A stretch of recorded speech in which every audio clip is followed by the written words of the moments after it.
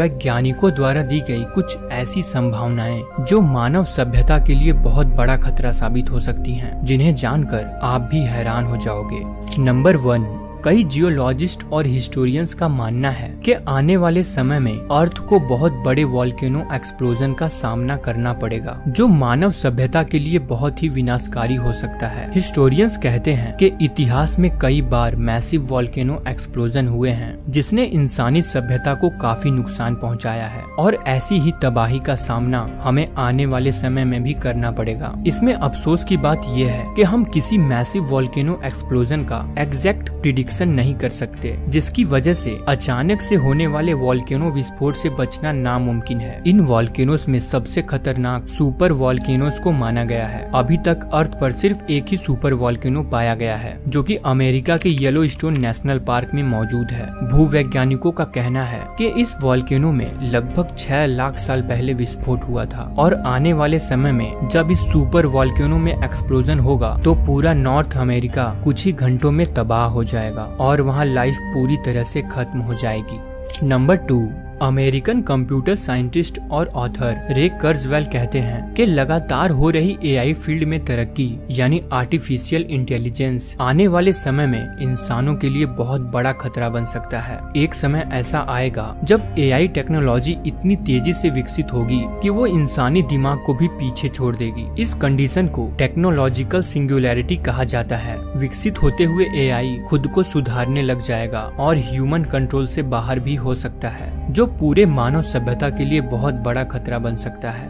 Number 3, Swedish philosopher निक बॉस्ट्रॉम का मानना है कि हम एक कंप्यूटर सिमुलेशन में जी रहे हैं, यानी एक कंप्यूटर प्रोग्राम में। इस थ्योरी के अनुसार हमारी दुनिया फिजिक्स के लॉ और मैथमेटिकल फॉर्मूलाज पर काम करती है। दुनिया में कहीं भी फिजिक्स के नियम बदल नहीं सकते, जैसे किसी एडवांस कंप्यूटर में ये सारी कैलकुलेशन पहले से ही फिट की गई हो, और ये दुनिया इन्हीं सिद्धांतों पर काम करती है। इस थ्योरी को लेकर वैज्ञानिकों के बीच डिबेट्स चलते रहते हैं। फिलहाल इस थ्योरी को हाइपोथेटिकल थ्योरी माना जाता है।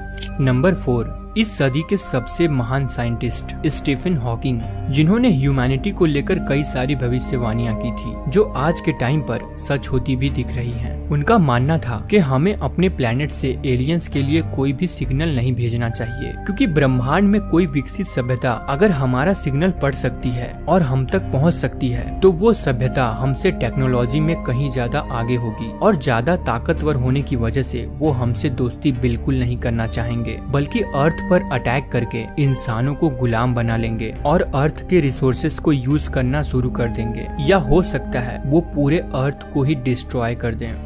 नंबर 5, स्टीफन हॉकिंग अपने book the theory of everything में लिखते हैं कि जैसे ब्रह्मांड में ब्लैक होल होते हैं, वैसे ही स्पेस में व्हाइट होल्स का भी होना पॉसिबल है। उनका कहना था कि जैसे ब्लैक होल्स अपने आसपास की सभी मैटर्स, यहाँ तक कि लाइट के फोटोन्स को भी अपने अंदर खींच लेते हैं, वैसे ही व्हाइट होल्स उन सारे मैटर्स को वापस स्पेस में रिलीज कर देते हैं। सर स्टीफन हॉकिंग से पहले भी कई वैज्ञानिकों ने व्हाइट होल्स के बारे में जिक्र किया है, लेकिन फिर भी इसे सिर्फ हाइपोथेसिस माना जाता है।